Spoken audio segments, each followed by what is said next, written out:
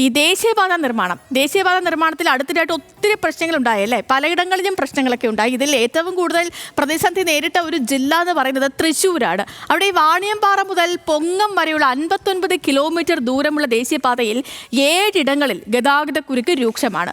മോശം അവസ്ഥയിലുള്ള റോഡ് ഇരുചക്ര വാഹനക്കാരുടെ അടക്കം മരണങ്ങൾക്ക് കാരണമായതോടെ ജനകീയ പ്രതിഷേധവും ശക്തമാണ്.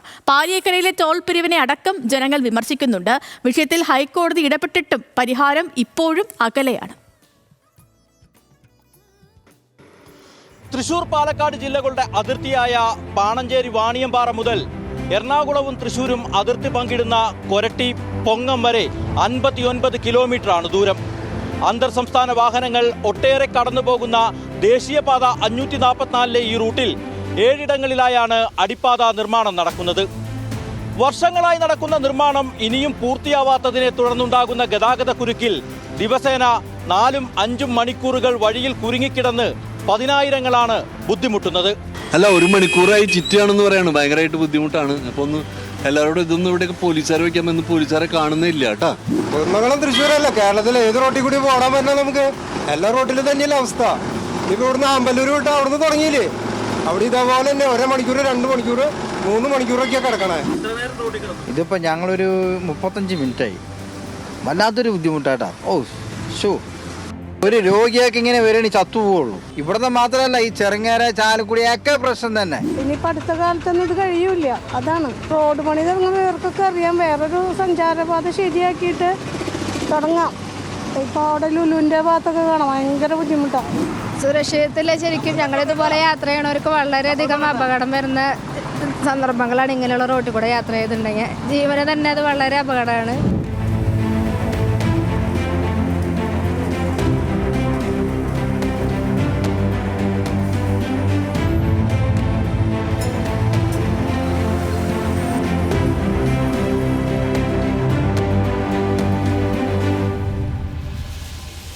മുരിങ്ങൂർ, ചിറങ്ങര, പേരാമ്പ്ര, ആമ്പല്ലൂർ, മുടിക്കോട്, കല്ലിടുക്ക്, വാണിയമ്പാറ തുടങ്ങിയ 7 സ്ഥലങ്ങളിലാണ് ദേശീയപാതയുടെ അടിപ്പാത നിർമ്മാണം നടക്കുന്നത്.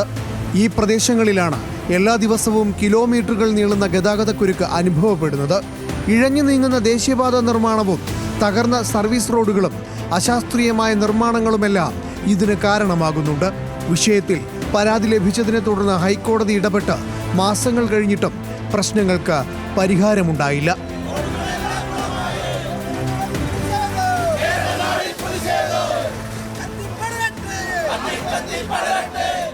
പണി തീർത്ത് BOT അടിസ്ഥാനത്തിൽ കൈമാറിയ റോഡുകളിലേക്ക് ഇപ്പോഴും ഇന്നലെയും അപേക്ഷ വരിക, ഇവിടെ നിന്ന് തുറന്ന് ഞങ്ങൾക്കൊരു അണ്ടർപാസ് വേണമെന്ന്.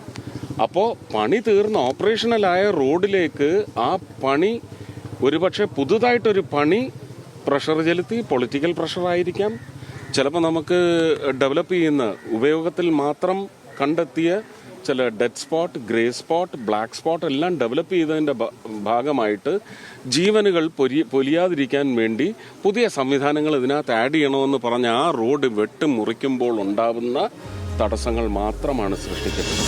ഗതാഗതക്കുരുക്ക് സംബന്ധിച്ച പ്രശ്നങ്ങൾക്കും ചോദ്യങ്ങൾക്കും അധികാരികൾക്ക് മറുപടിയില്ല. ജനങ്ങളുടെ പരാതിയെ തുടർന്ന് പാലിയേക്കരയിലെ ടോൾ പിരിവ് കളക്ടർ അർജുൻ പാണ്ഡ്യൻ താൽക്കാലികമായി നിരോധിച്ചെങ്കിലും ഇത് മണിക്കൂറുകൾക്കുള്ളിൽ പിൻവലിക്കേണ്ടി വന്നു.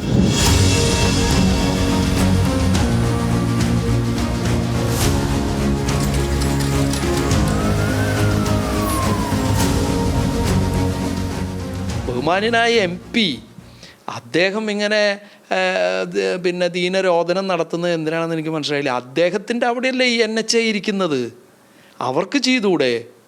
അവരല്ലേ ചെയ്യേണ്ടത്? ദേശീയപാതയുടെ പൂർണ്ണമായ ഉത്തരവാദിത്തം എന്ന് പറയുന്നത് NHA ആണ്. ജില്ലാ മജിസ്ട്രേറ്റ് എന്ന രീതിയിലാണ് കളക്ടർ ചെയ്യുന്നത്. അതിനെ അവർ മറികടന്നത് NHAയും സ്റ്റേറ്റ് ഗവൺമെൻറ്റിൻ്റെ അണ്ടർടേക്കിങ്ങുമാണ് NHA കത്ത് കൊടുത്തത്. ഇപ്പോൾ അതും കോടതിയിൽ പരിഗണന വിഷയമാണ്. അപ്പോൾ സംസ്ഥാന സർക്കാർ ഇതിലെടുക്കേണ്ട നിലപാട് ഒരിക്കലും എടുത്തിട്ടില്ല. ഇടപ്പള്ളി മണ്ണൂത്തി റീച്ചിലെയും വടക്കുംചേരി മണ്ണൂത്തി റീച്ചിലെയും നിർമ്മാണം വർഷങ്ങൾക്ക് മുമ്പ് പൂർത്തീകരിച്ചിരുന്നു. റോഡപകടങ്ങൾ തുടർക്കഥയായതോടെ വിഷയത്തിൽ കോടതി ഇടപെട്ടു. ഇതേ തുടർന്നാണ് റോഡ് വീണ്ടും കുത്തിപ്പൊളിച്ച് ദേശീയപാത അതോറിറ്റി പുനർനിർമ്മിക്കാൻ തുടങ്ങിയത്.